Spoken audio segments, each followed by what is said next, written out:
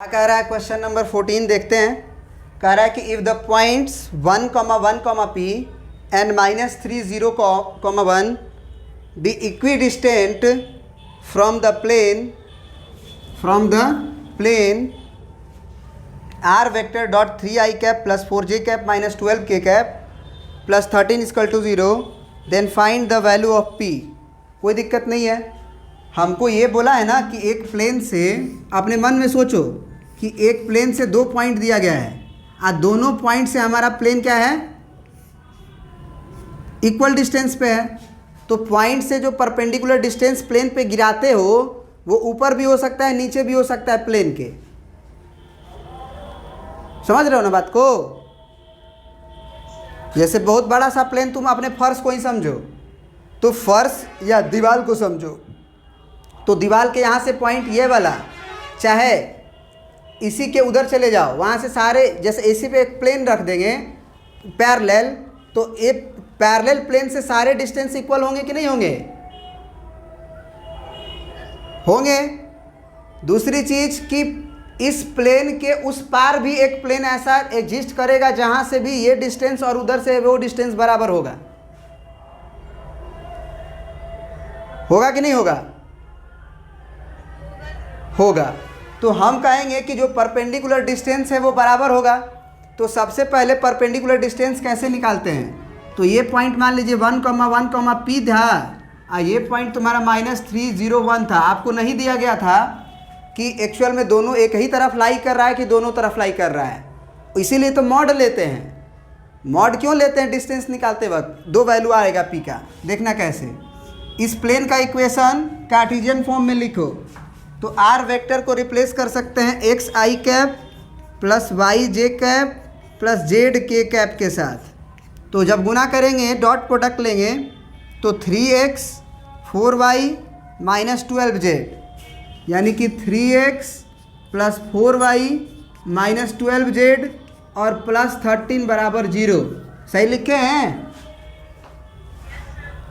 अब क्या कहेंगे कि जो क्वेश्चन दिया है कि इक्विडिस्टेंट है पॉइंट हमारा, तो इक्विडिस्टेंस का मतलब दोनों बराबर दूरी पे है प्लेन से, तो हम d1 बराबर d2 लगा देंगे।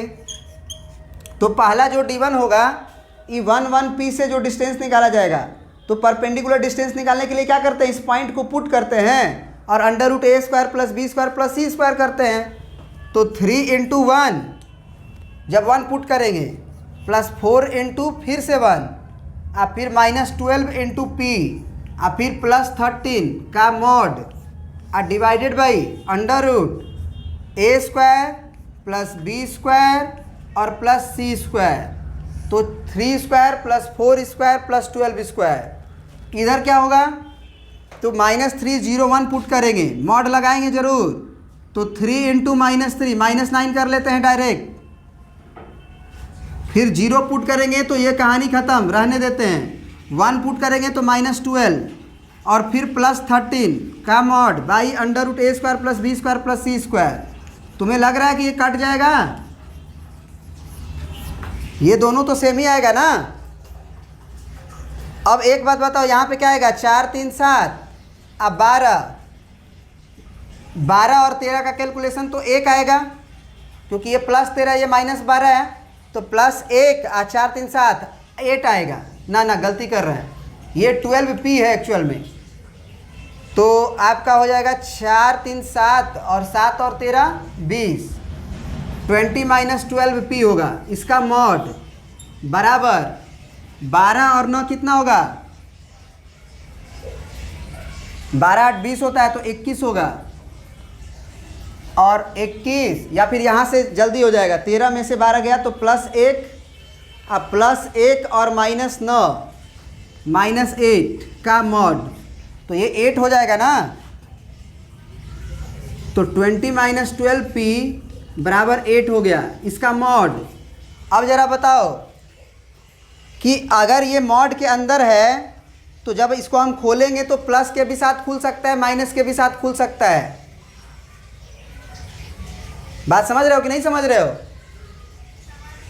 तो यहाँ पे हम ये लिख सकते हैं हियर, या ये भी समझ लो कि अगर mod x बराबर mod y होता है ना, तो x बराबर प्लस माइनस वाई सॉल्यूशन होता है उसका।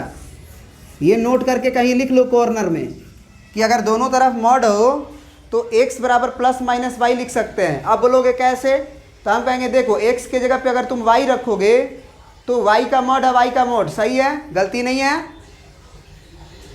फिर x के जगह पे अगर तुम माइनस वाई रखोगे तो माइनस वाई का भी मॉड तो y ही आएगा ना, तो वो भी सही है। मतलब ये दोनों सॉल्यूशन इस क्वेश्चन का होता है।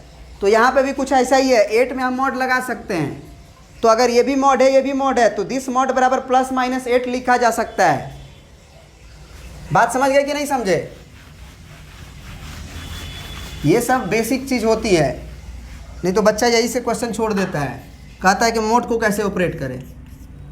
तो 20 minus 12p is equal two plus minus 8 लिख देंगे। तो जब प्लस कंसीडर करेंगे एक बार माइनस कंसीडर करेंगे, तो प्लस कंसीडर करेंगे तो 8 को इधर भेजेंगे तो 20 में से 8 गया 12 और बराबर 12p, तो p का वैल्यू आया 1।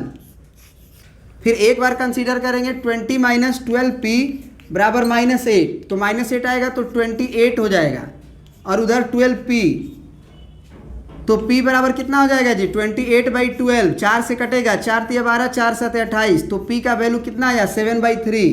दोनों वैल्यू मान लोगे, p का वैल्यू 1 भी हो जाएगा और p का वैल्यू 7/3 दोनों। क्यों? क्योंकि प्लेन इधर भी हो सकता था और पॉइंट इक्वी डिस्टेंस इधर भी हो सकता था और पॉइंट उधर भी हो सकता था। समझ रहे हो कि नहीं समझ रहे हो? हाँ, बहुत बढ़िया। अब तुम एक बात बताएं, तुम अगर ध्यान से देखोगे ना तो हमको उम्मीद है कि ये पॉइंट और ये जो 1 देखो 2 पॉइंट आएगा ना 1 1 आ p का वैल्यू 1 एगो रख दोगे, आ एगो आएगा दूसरा पॉइंट 1 1 आ 7/3, तो ये दोनों पॉइंट एक दूसरे का मिरर इमेज होगा उस प्लेन में। समझ रहे हो कि नहीं समझ रहे हो? क्योंकि ये पॉइंट इस -301 के तरफ भी हो सकता है, इसके उल्टा भी हो सकता है। तो अगर इक्वी डिस्टेंस है तो ये डिस्टेंस और नीचे वाला डिस्टेंस तो बराबर ही होगा, तो इसका मिरर इमेज होगा तभी ना। तो ये भी पूछ सकता है कि क्या ये जो 2 पॉइंट आएंगे 1 1 1 और फिर 1 1, 7/3 क्या एक दूसरे के मिरर इमेज हैं? तो तुम चेक कर सकते हो, दोनों का मिड पॉइंट निकालोगे जब 1 1 1 का और 1 1 7/3 का, तो ऐसा कोऑर्डिनेट आएगा जो प्लेन के इक्वेशन को सेटिस्फाइड भी करेगा, तभी तो मिड पॉइंट, तभी ना बोलोगे इमेज है। कोई चीज़ का इमेज होगा तो मिड पॉइंट उसके प्लेन पे लाई करेगा ना। समझ गए? तो आज इतना ही रहने देते हैं, फिर अगले क्लास में पढ़ेंगे, ठीक है? Okay, thank you.